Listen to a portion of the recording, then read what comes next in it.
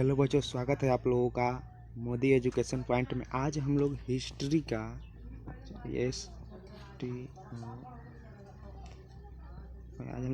का बहुत ही VVI objective question देखेंगे जो बोर्ड परीक्षा 2025 के लिए बहुत ही महत्वपूर्ण है। ठीक है, और पहला क्वेश्चन है, हम्पी नगर किस साम्राज्य से संबंधित है? हम्पी नगर जो है वह विजयनगर साम्राज्य से संबंधित है। यहाँ पर आपका राइट आंसर होगा विजयनगर साम्राज्य से संबंधित है। और यहाँ विजयनगर साम्राज्य की जो स्थापना है, विजयनगर साम्राज्य की स्थापना वह 1336 ईस्वी में हरिहर और बुक्का के द्वारा किया गया था। ठीक है, और चलिए हम लोग आगे देखते हैं। कलिंग युद्ध, कलिंग की लड़ाई कब लड़ी गई? कलिंग की लड़ाई आपका सन 261 ईसा पूर्व में सम्राट अशोक के द्वारा लड़ा गया। किसके द्वारा लड़ा गया? सम्राट अशोक के द्वारा कलिंग की लड़ाई लड़ी गई। यहाँ जो आपके सम्राट अशोक जो है वो पहले जैन धर्म के थे। ठीक है, पहले वह जैन धर्म को अपनाए थे और फिर बाद में उन्होंने बौद्ध धर्म को अपना लिया और बौद्ध धर्म के प्रचार प्रसार में लग गए। चलिए आगे देखते हैं। और चैनल पर नए हैं तो चैनल को सब्सक्राइब करिए और ज़्यादा से ज़्यादा शेयर करिए और भी लोगों को जोड़िए। यहाँ बोर्ड परीक्षा की संपूर्ण तैयारी होगी। चलिए अगला क्वेश्चन है, मुद्रा राक्षस किसकी रचना है? मुद्रा राक्षस, यहाँ पर आपका मुद्रा राक्षस किसकी रचना है? यहाँ ऑप्शन है कौटिल्य या विशाखदत्त या मेघास्तनीज या इनमें से कोई नहीं। इनमें से कोई नहीं, आपका यहाँ आंसर दिया हुआ है। राइट आंसर यहाँ पर आपको हो जाएगा विशाखदत्त। विशाखदत्त जी का रचना है मुद्रा राक्षस। और यहाँ कौटिल्य, जिनको चाणक्य भी बोला जाता है, चाणक्य भी बोला जाता है, और इनका लेखक है अर्थशास्त्र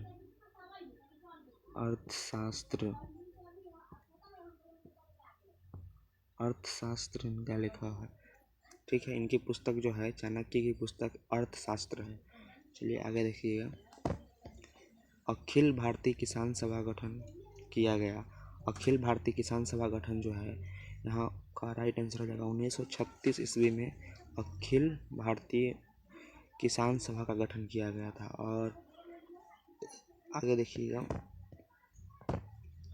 भारत में सती प्रथा का आंखों देखा हाल किसने प्रस्तुत किया है? आपका भारत में जो है सती प्रथा जो चलती थी, जो पति मर जाने के बाद स्त्रियाँ जो होती थी उनको उनके साथ ही जला दिया जाता था, उसी को सती प्रथा कहते हैं। और सती प्रथा का आंखों देखा हाल किसने प्रस्तुत किया? यहाँ आपका जो इब्न बतूता वह जब भारत आया तो उन्होंने यही देखा था कि किस प्रकार एक स्त्री को मतलब जला दिया जाता था, और इन्होंने उसी को इब्न बतूता जी जो है उन्होंने ही भारत में सती प्रथा का आंखों देखा हाल प्रस्तुत किया है। आपका राइट आंसर हो जाएगा इब्न बतूता। और अल-बरूनी, ये सब इतिहासकार हैं जो मोहम्मद गजनी के साथ भारत आए थे। और आगे चलिए, आगे देखिए, आपका राइट आंसर हो जाएगा इब्न बतूता आपका राइट आंसर हो जाएगा। ठीक है, आगे चलिए, आगे देखिएगा। और चैनल पर नए हो तो चैनल को सब्सक्राइब करिए और ज़्यादा से ज़्यादा शेयर करिए, वीडियो को लाइक करिए। अकबर ने तीर्थ यात्रा कर कब समाप्त किया? तीर्थ यात्रा कर कब समाप्त किया? यहाँ पर आपका हो जाएगा ऑप्शन है 1563 ईस्वी, 1564 ईस्वी या 1565 ईस्वी या 1566। यहाँ आपका राइट आंसर हो जाएगा 1563 ईस्वी में। 1563 ईस्वी में यहाँ पर अकबर जो है वह तीर्थ यात्रा कर जो है वह 1563 ईस्वी में वह समाप्त कर देता है। ठीक है, और आगे देखिएगा, किस मुगल शासक ने दास प्रथा समाप्त किया? यहाँ पर आपका ऑप्शन है बाबर, अकबर, शाहजहां, औरंगजेब। यहाँ किस मुगल शासक ने दास प्रथा समाप्त किया? दास प्रथा समाप्त अकबर ने किया था। किसने किया? अकबर ने। और यहाँ बाबर जो है वह मुगल साम्राज्य का सबसे प्रथम दिल्ली पर जो शासक रहा प्रथम शाह है। और अकबर के पिता का नाम है हुमायूं और हुमायूं के पिता का नाम बाबर है, ये आप लोग ध्यान रखिएगा। और चलिए आगे देखिएगा,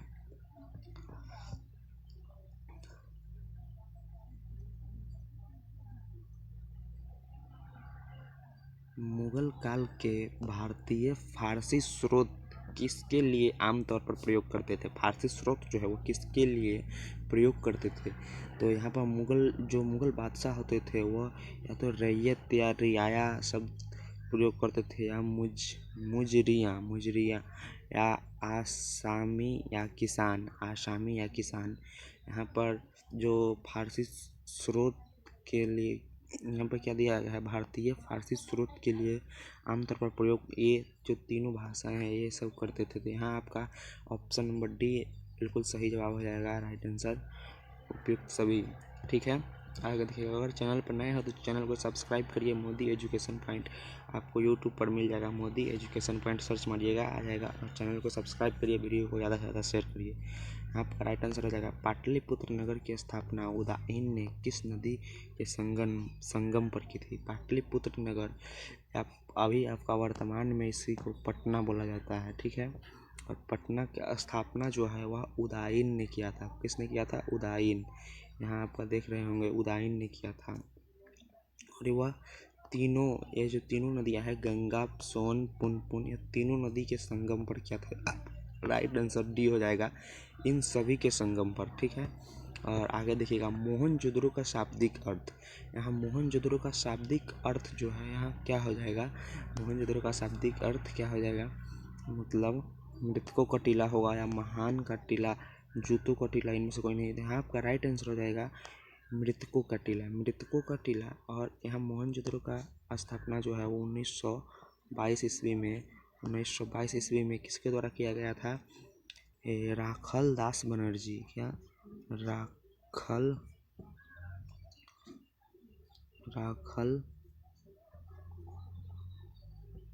दास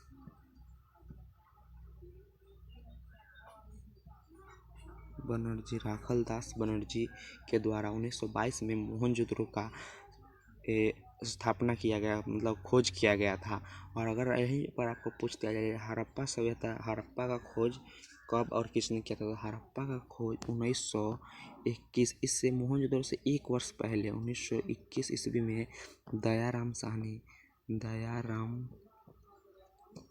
जी के द्वारा किया गया था हड़प्पा का। यह आपका किसका हो जाएगा? हड़प्पा का स्थापना किया गया था। ठीक है, चलिए तो आगे देखिएगा।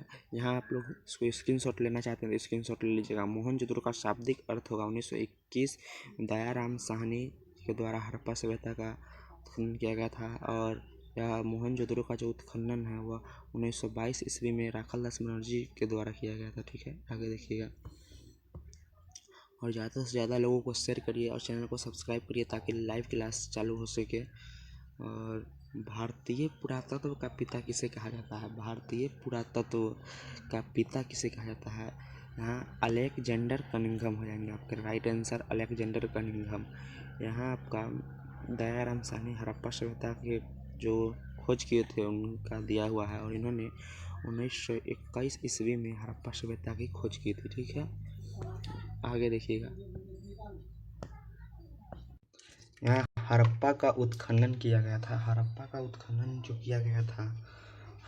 उत्खनन किसके द्वारा किया गया था? यहाँ दयाराम साहनी जी के द्वारा किया गया था। ठीक है, हड़प्पा का जो उत्खनन है वो दयाराम साहनी जी के द्वारा 1921 में किया गया था। ठीक है, यहाँ आपका राइट आंसर हो जाएगा दयाराम साहनी। आगे देखिएगा। बीजक में किसका उपदेश संग्रहित है? बीजक जो है यह काव्य है, इसमें किसका उपदेश संग्रहित है?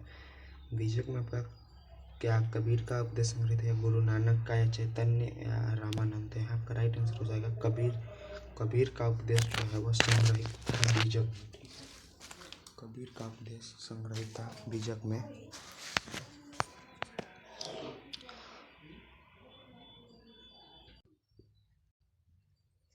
हरिहर और बुक्का ने विजयनगर साम्राज्य की स्थापना की थी। यहाँ आपको हम सबसे शुरू में ही बताया था 1336 ईस्वी में हरिहर और बुक्का ने विजयनगर साम्राज्य की स्थापना की थी। वेदों की संख्या कितनी है? वेदों की संख्या आपका 4 होंगे। ऋग्वेद, सामवेद और यजुर्वेद और अथर्ववेद, आपका 4 वेद होते हैं।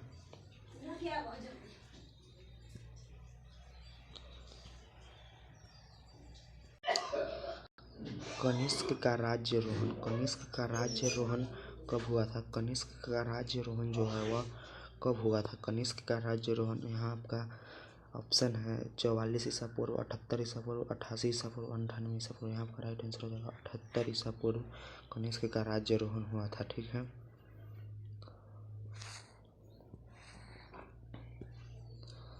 आगे देखिए।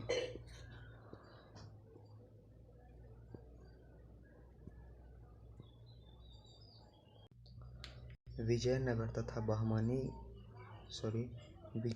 तथा बहमनी के बीच प्राय किस क्षेत्र को लेकर संघर्ष होता था? यहाँ पर विजयनगर और विजयनगर और बहमनी या जो बीच प्राय है इसके क्षेत्र है, इसमें किस क्षेत्र, इस दोनों के बीच में किस क्षेत्र को लेकर हमेशा संघर्ष होता था? तो यहाँ आपका राइट आंसर हो जाएगा रायचूर दोआब। रायचूर दोआब एक ऐसा जगह है जिसको लेकर विजयनगर साम्राज्य और बहमनी साम्राज्य के बीच हमेशा संघर्ष होता था। ठीक है, यहाँ विजयनगर की स्थापना जो है हम आपको पहले भी बता चुके हैं 1336 ईस्वी में हरिहर और बुक्का के द्वारा किया गया था। सर्वप्रथम विजयनगर की यात्रा पर आने वाले विदेशी कौन थे? सर्वप्रथम यहाँ आपका राइट ऑप्शन हो जाएगा, ऑप्शन दिया हुआ है निकोलो कॉन्टी या अब्दुल रज्जाक या डेमी गॉस या फर्नाओ नूनीज। यहाँ आपका राइट आंसर ऑप्शन हो जाएगा निकोलो कॉन्टी। निकोलो कॉन्टी जो है वह विजयनगर साम्राज्य की जो यात्रा पर सबसे प्रथम विदेशी यात्री हैं जो आए थे। यहाँ गुरु नानक का जन्म कहाँ हुआ था? गुरु नानक का जन्म कहाँ हुआ था?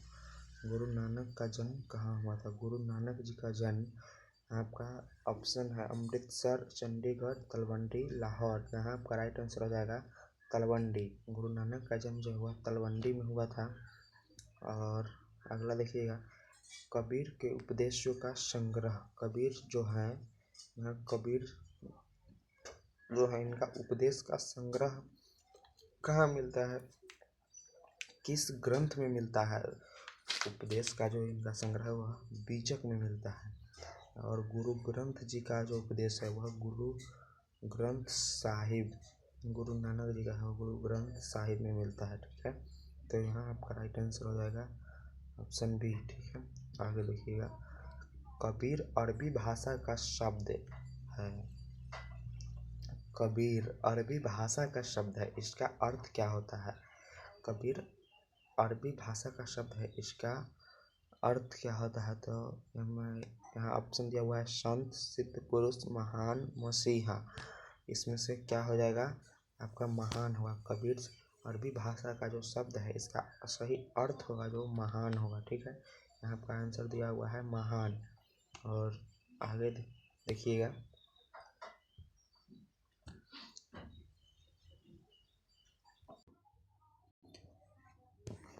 अगला क्वेश्चन देखिए, कबीर किनके शिष्य थे? यहाँ आपका आंसर दिया हुआ है रामानंद। यहाँ पर कबीर जो है वह रामानंद जी के शिष्य थे। कबीर रामानंद जी के शिष्य थे। ठीक है, और अगर चैनल पर नए हैं तो चैनल को सब्सक्राइब करिए और ज़्यादा से ज़्यादा शेयर करिए ताकि लाइव क्लास बहुत जल्द चालू हो। रूस में भारत विधा का जनक किसे कहा जाता है? रूस में भारत विधा का जनक किसे कहा जाता है?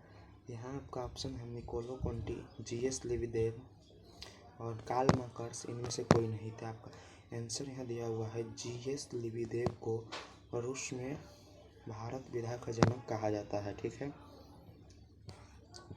और इब्न बतूता ने अपनी यात्रा का विवरण किस भाषा में लिखा था? इब्न बतूता ने अपनी यात्रा का विवरण किस भाषा में लिखा था? इब्न बतूता ने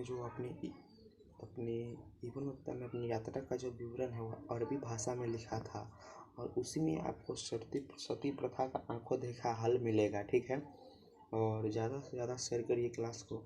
और एक और आखिरी क्वेश्चन है, लास्ट क्वेश्चन है, अल-बरूनी किस भाषा का जानकारी नहीं था? अल-बरूनी को किस भाषा का जानकारी नहीं था? तो अल-बरूनी को यूनानी भाषा का जानकार नहीं था। ठीक है, जानकारी नहीं था। और आप लोगों को अगला क्लास किस टॉपिक पर चाहिए कमेंट करके कमेंट बॉक्स में बताइए। और ऐसे ही हम आपके लिए बहुत ही महत्वपूर्ण VBI ऑब्जेक्टिव और सब्जेक्टिव लेकर आते ही रहेंगे। और चैनल पर नए हैं तो चैनल को सब्सक्राइब करिए, ज़्यादा से ज़्यादा शेयर करिए। जय हिंद, जय भारत। मिलते हैं अगले वीडियो में।